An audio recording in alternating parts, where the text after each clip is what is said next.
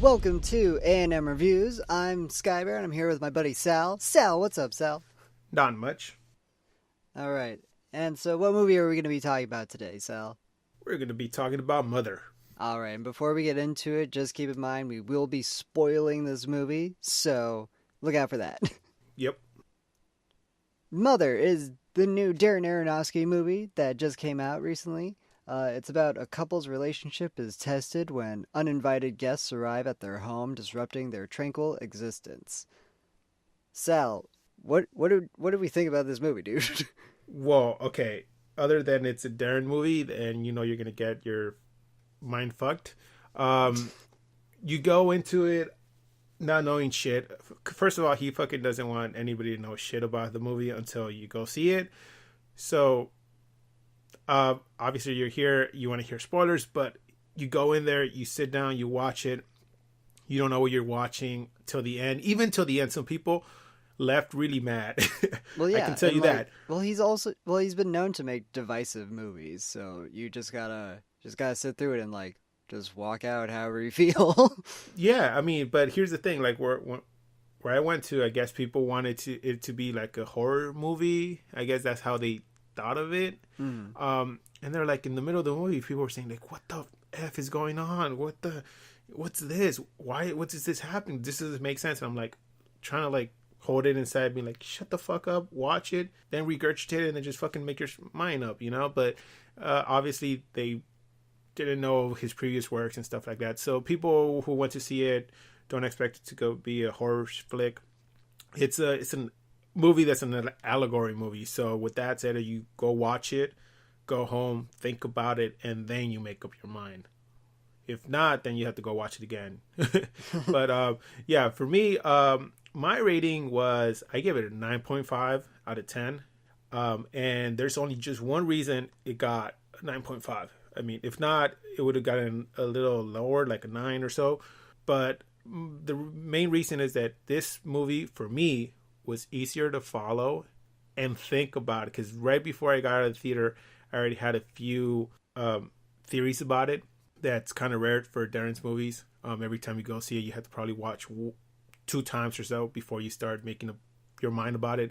But for me, right away, I kind of came out with like at least 1 or 2 theories about it, so that made it easy to follow. And I want to say that most people will follow this and actually go to one point right away, opposed to other of his movies that are really hard to understand, and you need to ask people, what the fuck was that? And then you talk about it, you're like, no, but that didn't make sense. And you know, so this movie is more of it's still a mindfuck, but less of a mindfuck. Yeah. For me, I don't know. Like, I feel like as a movie standpoint, I would give it like a 6. Really? Oh, for the movie. Okay. Yeah, but like for how the story was told, that's what I loved about it.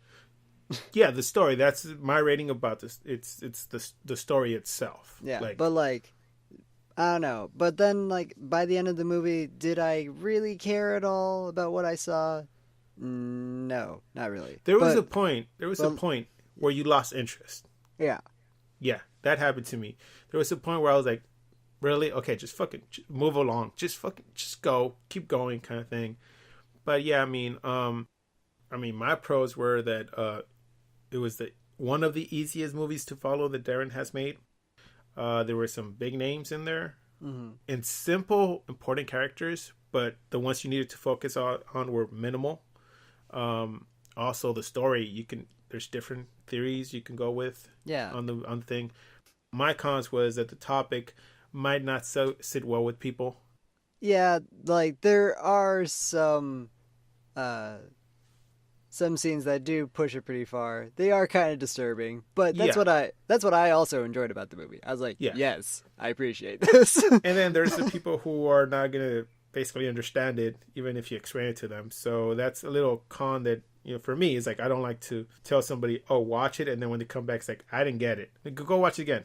I still didn't get it. And I mean, I like explaining things to people, but if you can't get a theory out of it or a simple story or be like, hey, I think it means this, then guess what? I can't help you because then it's just me telling you what to think. Exactly. So I really don't like that.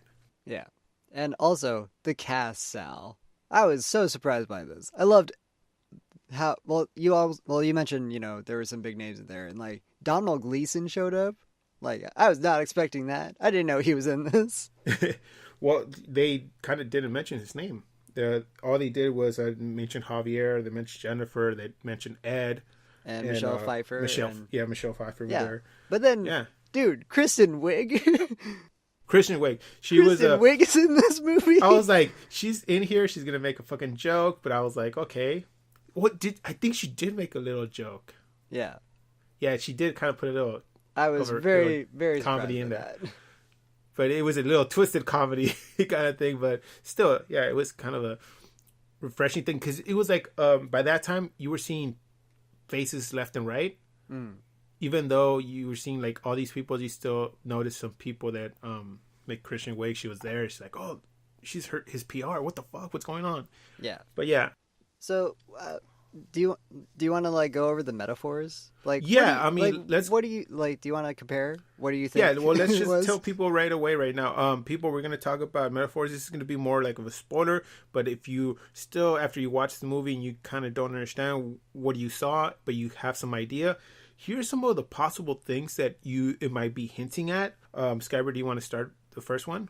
Okay, so I think we can all agree that Javier Bardem is God, right? Yes. Okay, and Jennifer Lawrence is Mother Nature. That's one of them. Okay, and this is like what I feel is cool about this movie is where like yes, if you can look at it through like how like the first viewing standpoint where it's just like, oh, it's just these two people and then some strangers come in and then like all this crazy shit happens in the end, right? Yes.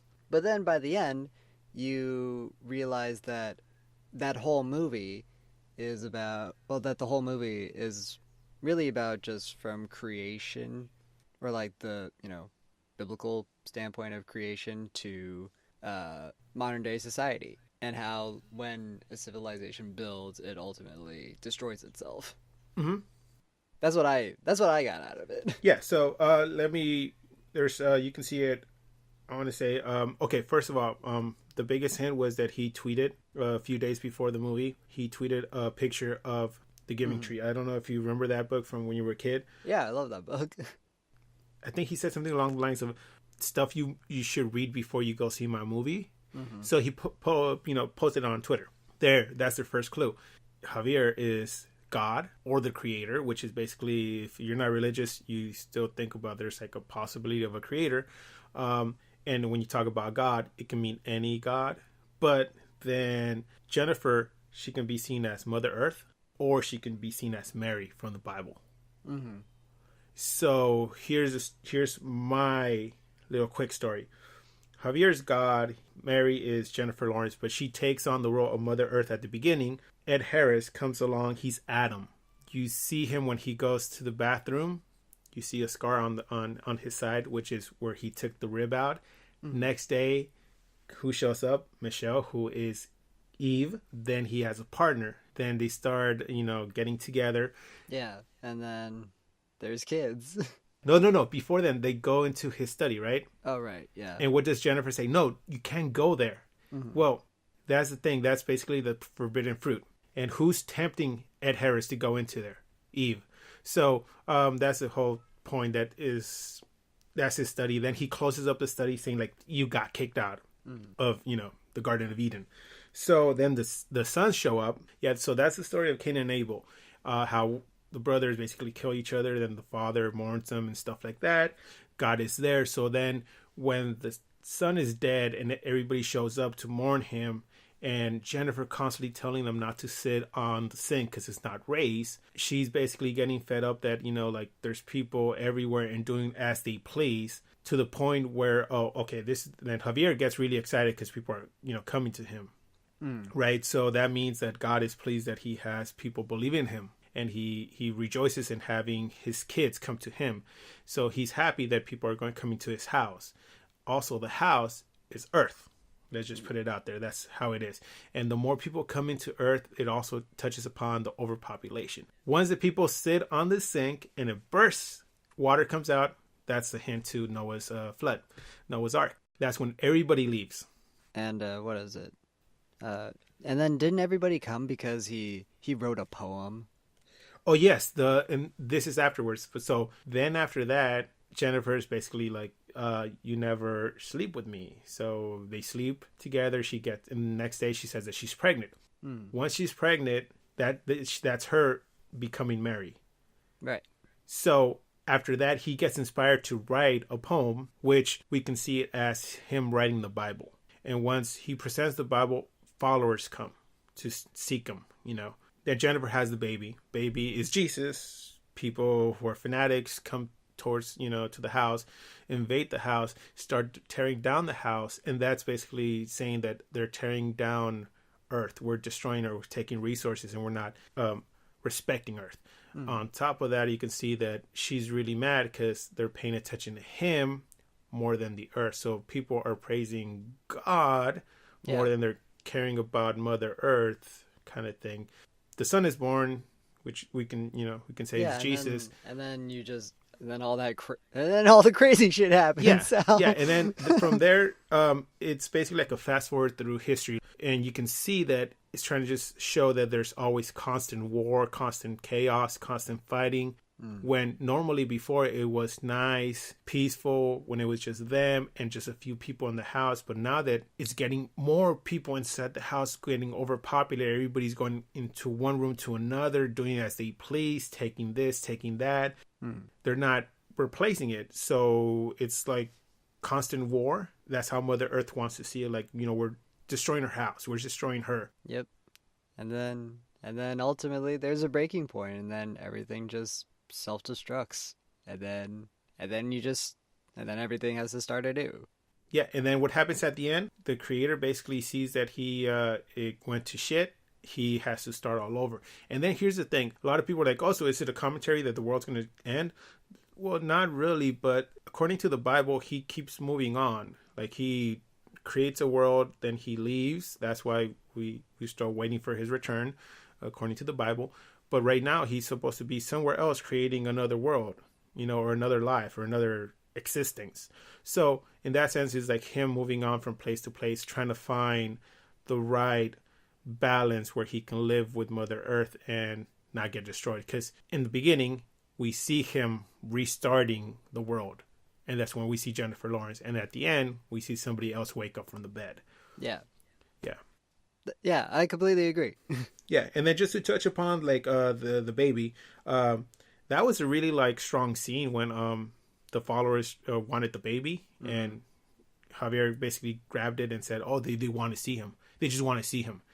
Then basically it's like when that's God giving Jesus to to the people. He was given to Earth, and we killed him. But then as you saw that scene, it doesn't just really say, oh, there's one religion, because you saw that every room had a different religion. There's like different candles being lit, different flowers being, arranged in different ways. There's altars in a different form. So what I got out of it, it wasn't just that, he was just creating one religion. He created different religions, and every room was a different religion as they progressed through the house.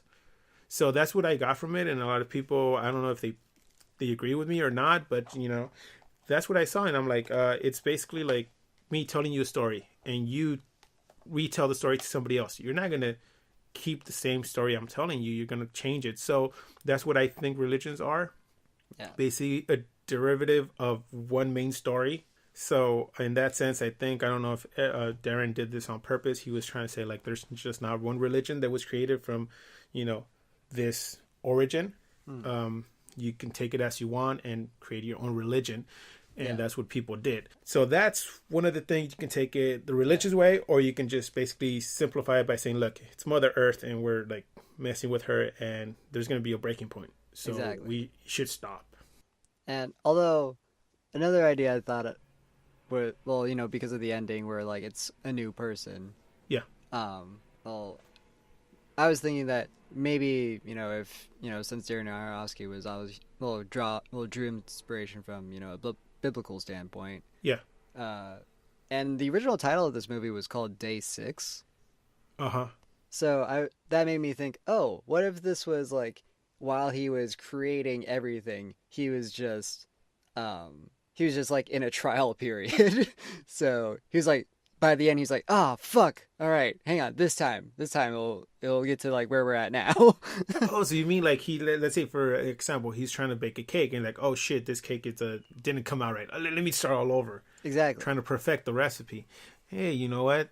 That could be it. Yeah, because since everything was a metaphor, I thought it would be kind of interesting. Like, oh, like if he was, if he's like, oh, I fucked up. Hang on, let me rearrange it and fix it up, and then that's the story. Yeah, and then what I as I walked out, there was some people walking, and one guy, I think he's the guy who basically got it too.